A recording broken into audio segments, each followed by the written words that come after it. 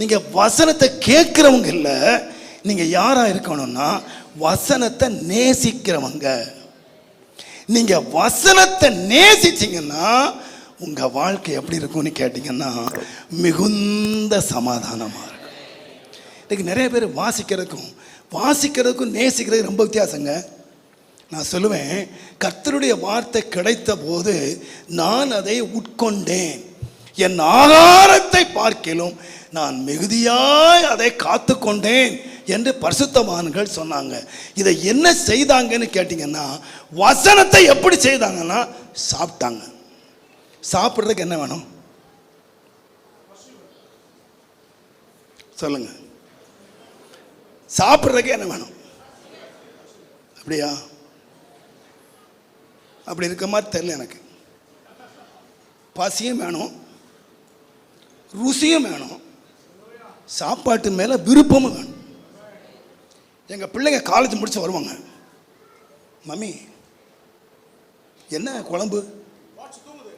என்ன குழம்பு? பருப்பா? எனக்கு பசிக்கல மம்மி, அப்புறம் சாப்பிட்டுக்கிறேன். பசி வரலையா? என்ன சாப்பாடுன்னா இன்னைக்கு மட்டன் பிரியாணின்னு சொல்லிட்டா போதும், துணி கூட மாற்ற மாட்டாளுங்க. அங்கே உட்காந்து லெக் பீஸ் என்ன, ரெக்க பீஸ் என்ன, அத்தனையும் முடிச்சு தான் போறாளுங்க. இப்ப சாப்பிட்றதுக்கு பசி வேணுமா?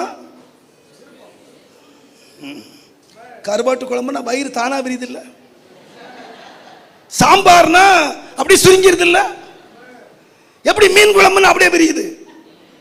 அப்போ சாப்பிட்றதுக்கு என்ன வேணும்னு கேட்டீங்கன்னா ருசி முக்கியம் இல்லை, விருப்பம். அதனால தான் வேதத்தை வாசிக்கிறவங்க இல்லை, வேதத்தை நேசிக்கிறவங்க. நீங்க வேதத்தை நேசிப்பீங்கன்னா இந்த வேதத்தோடு நீங்க என்ன செய்வீங்கன்னா நேரத்தை செலவு பண்ணுவீங்க. நீங்க எவ்வளவு வேதத்தை வாசிப்பீங்கன்னா நீங்க எவ்வளவு நேசிக்கிறீங்களோ அவ்வளவு வாசிப்பீங்க. சிலர் கேட்பாங்க, பாஸ் எத்தனை முறை வாசிக்கணும்? நீ எவ்வளவு நேசிக்கிற அவ்வளவு வாசி. நீ எவ்வளவு நேசிக்கிறியோ அவ்வளவு வாசி.